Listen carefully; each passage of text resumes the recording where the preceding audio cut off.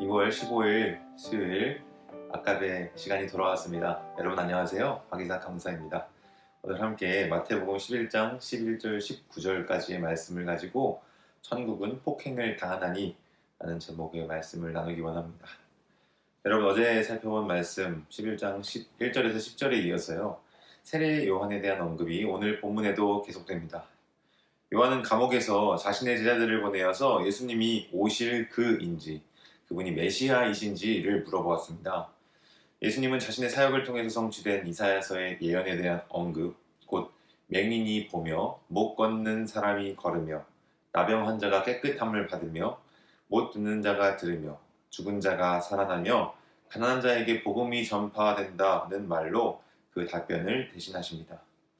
그리고 그의 제자들이 떠나간 후에 예수님과 함께 계셨던 무리들에게 요한에 대해서 말씀하셨습니다.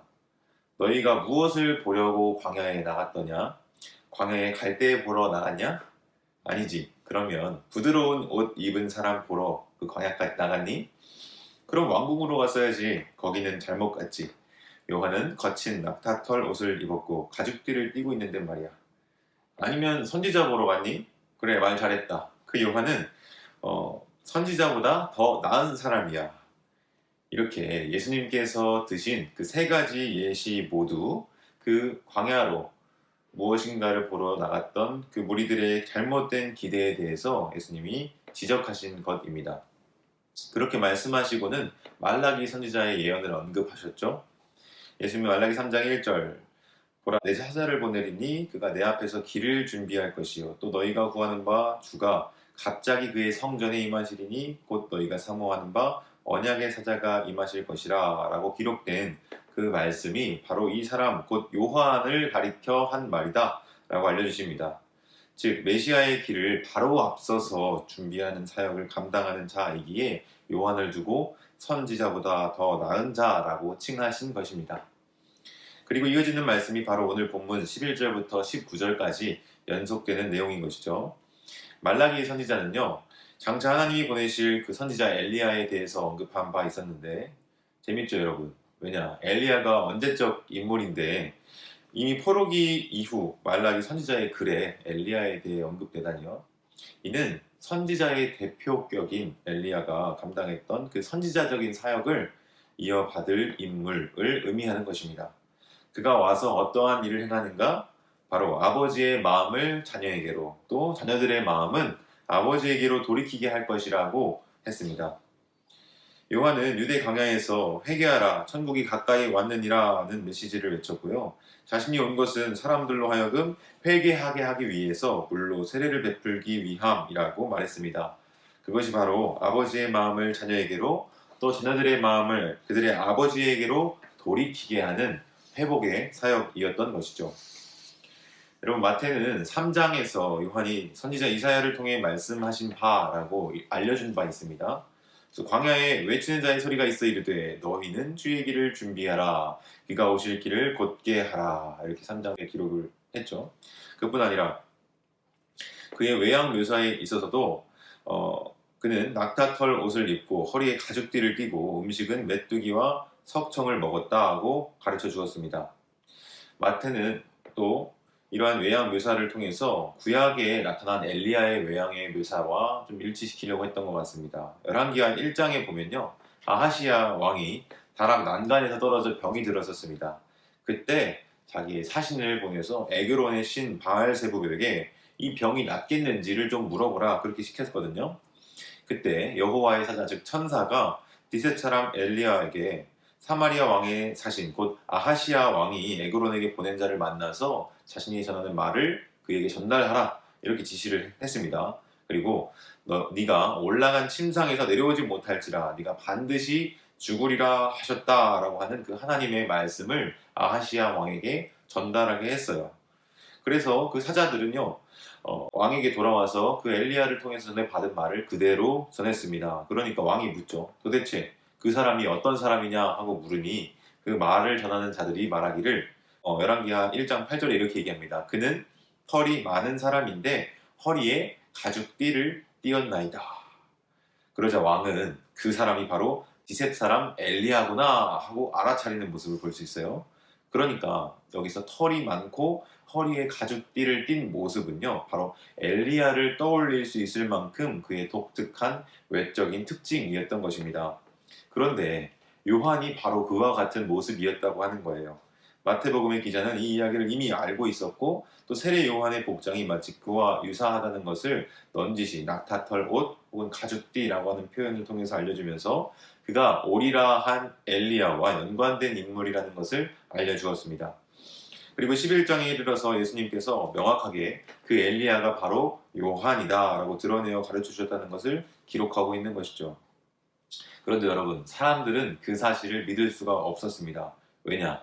만약 그렇다면 그 메시아의 오실 길을 준비하고 있는, 또 회복의 사역을 감당하는 요한이 감옥에 갇혀 있을 리가 없었기 때문입니다.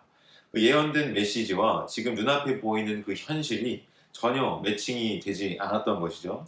그 괴리와 간극으로 인해서 예수님은 14절에서 만일 너희가 즐겨 받을진대 하셨고, 15절에서 귀 있는 자는 들을지어다 라고 말씀하신 것입니다.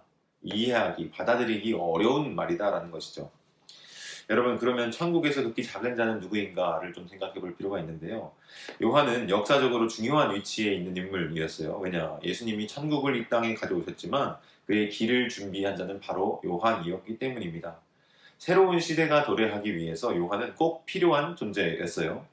그래서 그의 도래로 인해서 옛 시대는 마감되었습니다. 이 천국은 예수님께서 가져오신 새로운 시대, 또 새로운 질서입니다. 이것은 앞서서 생배 조각, 새 포도주와 새 부대에 대한 비유로 이미 일전에 소개된 바가 있는데요.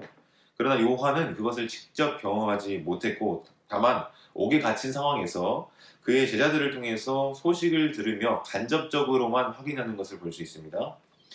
하늘나라에서 극히 작은 자라고 하는 이 표현은 요한처럼 옛 시대에 속한 사람들이 맛보지 못한 새 포도주, 또 하늘나라를 직접 경험하는 자로서 새 시대, 또 새 나라에 속한 자들을 일컫습니다. 마치 예수님과 함께 더불어 식탁 교제를 나누었던, 그 잔치에 참여했던 세리와 죄인들처럼 말이죠. 그 11절에 지극히 작은 자라고 하는 표현은 아마도 그 믿음이나 혹은 역할의 미약함과 관계가 있을 것입니다. 설사 믿음이 작은 자라도 혹은 역할이 미미하다 할지라도 그가 하늘나라에 속해 있다면 옛 시대에 속한 위대한 선지자 요한보다는 더 크다라고 하는 것이겠죠. 그래서 이 두 비교에 있어서 요점은 바로 그가 어느 시대에 속해 있느냐 하는 것이 될 것입니다. 그리고는 12절에 우리가 흔히 난해 구절, 이해하기 어려운 구절로 불리는 표현이 나타나는데요. 세례 요한의 때부터 지금까지 천국은 침노를 당하나니 침노하는 자는 빼앗느니라. 여러분, 흔히 우리는 이 구절을 이런 식으로 이해하곤 해요. 천국은 침노하는 자의 것이다 라는 차원에서 긍정적 용법으로 해석하는 데 익숙합니다. 저도 이런 말 들어본 적 있거든요. 여러분, 침노하십시오. 이게 무슨 말입니까? 적극적인 자세와 진취적인 태도를 가지고 천국을 향해 달려들라, 뭐 이런 말을 들어보기도 했습니다. 그런데 여러분, 과연 그럴까요? 침노를 당하다에 해당하는 표현은 비아제타이라고 하는 그리스어 단어인데, 이것은 폭행을 당하다라는 표현으로도 옮길 수 있습니다. 실제 우리말 번역 성경 중에 천주교와 개신교 공동 합작으로 이루어진 공동 번역의 성경의 경우에는 그렇게 옮기고 있어요. 그래서 그렇게 생각하고 아까 그 말에 대입하면 어떻게 될까요? 여러분, 폭행을 당하십시오. 여러분, 좀 이상하지 않나요? 이 말은 천국이 그 나라를 거부하는 자들에 의해서 공격당하고 약탈당한다라는 것으로 이해하는 게 더 적절할 것입니다. 그것이 복음서의 문맥과 의도에도 더 어울리는 것 같거든요. 생각해보세요. 예수님은 강조해서 말씀하셨어요. 제자의 길은 고난과 박해가 뒤따르게 되는 것이고 잘못이 없음에도 미움을 받을 수 있으며 심지어 가족 간의 화평이 깨어질 수도 있다라고 앞서 10장에서 제자들을 파송하시는 장면에서 말씀하신 바 있습니다. 그리고 요한은 귀신이 들렸다라는 말을 듣기도 했고요.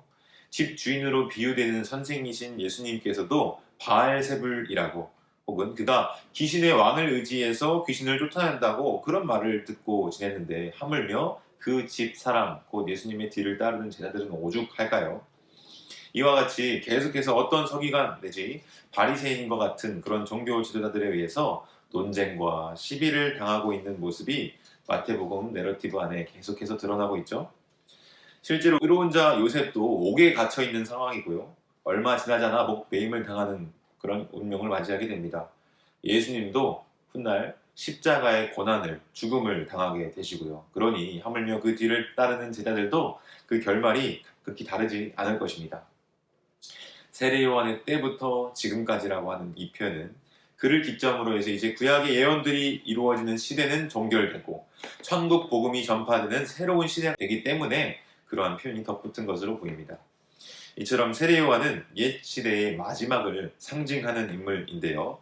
예수님은 이 세례 요한과 자신의 사역을 연결해서 말씀하십니다. 분명 두 시대의 연결점은 존재하고 있습니다. 무엇보다 세례 요한과 예수님은 동일한 역사적 무대에서 동일한 시대를 경험하게 됩니다. 예수님은 그 세대의 실상을 다음과 같이 비유로 설명하시는데, 예수님이 자주 사용하시는 천국은 마치 무엇과 같다라고 하는 이 표현이 오늘 본문에서는 이 세대는 마치 무엇과 같다라는 형식으로 비유가 되고 있어요. 장터에서 어떤 아이들이 친구들을 불러서 피리를 부는데 그 동무들이 피리 소리에도 춤을 추지 않습니다. 그런가 하면 슬피 울면서 놉니다. 상황극을 하는 거예요. 그런데 함께 가슴을 치지 않아요. 피리 부는 것과 슬피 우는 것, 이 두 가지 상황은 서로 상반되는 상황을 상징하는 것으로 보입니다. 피리 부는 상황, 이것은 결혼식과 같은 잔치 분위기를 말하는 것이고, 슬피 우는 것은 장례식 같은 그런 분위기를 말하는 것인데, 이 시장에서 두 그룹의 아이들이 그렇게 결혼식 놀이, 장례 놀이 하고 있는 것을 빗대서 예수님께서 이 세대에 대해서 말씀하고 계신 것이죠. 이 비유를 통해서 예수님이 하고자 하신 말씀은 이들이 어떤 장단에도 맞추지 않는다는 것입니다. 춤을 출 때 함께 울 때를 분간 못하고 함께 하지 못하는 그런 아이들의 모습을 빗대어서 이 세대의 사람들을 그렇게 비유적으로 비판하신 것이죠. 여러분, 왜 예수님은 이와 같은 비유를 말씀하셨을까? 피리 소리에 춤을 추는 것과 애곡 소리에 가슴을 치는 것, 이것은요 바로 세례 요한이 예수님의 앞서서 행하셨던 사역과 또 예수님이 행하신 사역, 그렇게 관계가 있다고 볼 수 있습니다. 먼저 세례 요한의 금욕적인 사역을 생각해 볼 필요가 있죠. 광야에서 메뚜기와 석청을 먹었던 그는 9장 14절의 표현에 따르면 요한의 제자들이 했던 질문으로 보건대 금식도 꾸준히 행했던 것으로 보입니다. 여러분, 구약 성경에 보시면 회개할 때 주로 죄를 덮어쓰고 금식하며 기도하곤 했거든요. 많은 바리새인과 사두개인들이 요한이 세례 베푸는 데로 왔을 때 독사의 자식들아, 회개에 합당한 열매를 맺으라, 그렇게 욕먹었던 것으로 볼 때 서로 간의 관계가 그닥 좋지 않았던 것을 우리는 확인할 수 있습니다. 그들에게는 자신들이 아브라함의 자손이라 하고 하는 그 신념이 강하게 있었기 때문에 요한의 메시지에 대해서 부정적으로 반응했으리라 짐작해 볼 수 있죠. 그리고 예수님의 말씀에 따르면 그들은 요한더러 귀신이 들렸다라고 비난한 바 있습니다. 그런가 하면 예수님께서는 이 세대에 하늘나라와 구원을 가지고 들어오셨습니다. 또한 그것을 가시적으로 나타내 보여주는 상징인 먹고 마시는 잔치, 그것이 예수님의 사역 가운데 이루어졌었거든요. 그 잔치에 가장 먼저 초대된 자들은 바로 9장 10절에서 보여주듯이 세리와 죄인들이었습니다. 그런데 바리새인들은 그 모습을 매우 못마땅해 했죠. 그래서 예수님의 제자들에게 묻기를, 왜 너희 선생은 세리와 죄인들과 함께 잡수시느냐, 그렇게 따지곤 했던 것입니다.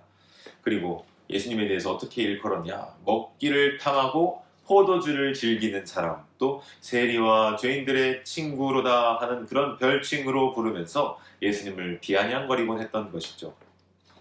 그러한 상황 속에서 예수님은 피리 부는 것과 곡하는 것으로 그 세대를 비유하시면서 그들이 요한의 금식과 또 예수님의 잔치, 그 어떤 장단에도 맞추지 못하고 있다는 사실을 에둘러 지적하고 계신 것입니다. 그런데 여러분, 오늘 본문 마지막 19절에 나타나 있는 바와 같이 지혜는 그 행한 일을 통해 옳다고 인정받게 되리라 말씀하셨습니다. 예수님과 요한의 행위는 옳다고, 또 그들을 비난하고 반대했던 자들은 틀렸다고 판단을 받게 되는 때가 반드시 온다는 말이겠죠. 말씀을 맺겠습니다. 사랑하는 성도 여러분, 천국은 폭행을 당합니다. 고난과 박해를 받습니다. 지난 주말 우리 고등부 수련회가 이어졌었는데요. 그때 나눴던 사도 바울의 메시지도 그와 같았습니다. 디모데후서 3장 12절 말씀 이렇게 기록되어 있는데요. 무릇 그리스도 예수 안에서 경건하게 살고자 하는 자는 박해를 받으리라. 여러분, 세례요한의 때로부터 지금까지 천국은 여전히 폭행을 당합니다. 박해를 받습니다. 그러나 결코 박해만 또 어려움만 있는 것이 아니라는 사실을 여러분들 기억하실 수 있기를 바랍니다. 바울은 숱한 박해와 고난과 어려움 속에서도 주께서 이 모든 것 가운데서 나를 건지셨느니라 라고 고백했고요. 우리 주님께서는 자기 목숨을 얻는 자는 잃을 것이요 또 나를 위하여 자기 목숨을 잃는 자는 얻으리라 라고 말씀하셨습니다. 세례요한이 메시아의 오실 길을 예비하는 자이고 그의 뒤에 오신 예수님께서 구약의 선지자들이 예언한 참 메시아라고 한다면 우리는 그럼에도 불구하고 그 메시아이신 예수님을 믿고 따라가야 하겠죠. 사랑하는 성도 여러분, 지혜는 그 행한 일로 옳다함을 얻는다는 그 본문의 마지막 구절의 말씀과 같이 우리 주 예수님께서 가르치시고 행하셨던 일들은 마침내 십자가의 죽음 이후 부활로서 하나님 앞에 의로운 것으로 인정되고 확인되었습니다. 우리에게 주어진 일상과 삶을 살아가다 보면 때로는 억울하게 고난을 받기도 하고요. 또 의롭게 살아가고자 함에도 그로 인해 어려움에 처하게 되기도 합니다. 마치 요한처럼 또 예수님처럼 말이죠. 그러나 바라기는 우리의 모든 삶에 세례요한과 예수님처럼 또 그것을 거부하는 자들에 의해서 폭행당하고 약탈당하는 순간이 있다고 할지라도 우리 주 예수님의 고난과 십자가의 길, 또 그 이후에 영광을 기억함으로 인내하며 승리하는 여러분들 다 되시기를 소망합니다. 그것이 바로 천국에 지나는 자들의 삶일 줄 믿습니다. 우리 함께 기도하겠습니다. 사랑하는 하나님 아버지, 오늘 이 말씀을 통해서 천국이 폭행을 당하며 박해를 당한다는 사실을 보고 듣고 배웠습니다. 우리의 삶 속에서 세례요한과 같이 또 예수님과 같이 사도 바울과 같이 어려운 일을 겪게 될 때도 있을 터인데 그럼에도 불구하고 그 고난 이후에 주어질 영광과 그 놀라운 부활, 승천, 또 하나님 보좌 우편에 앉으시는 놀라운 영광스러운 일들을 우리의 삶 속에서 경험하여 드리기 위해 인내하며 소망하며 나아갈 수 있도록 주여 힘을 주시고 은혜를 베풀어 주시옵소서. 지혜는 그 행한 일로 인하여 옳다함을 얻는다 하였는데 우리의 삶 속에서 끝까지 인내하며 주의 말씀을 따라 걷는 삶을 통하여 주 앞에 의롭다 인정받는 날 경험할 수 있도록 도와주시옵소서. 감사드리며 예수님의 이름으로 기도드립니다. 아멘. 오늘도 여러분들 말씀과 동행하며 승리하는 하루 되시기를 소망합니다. 감사합니다.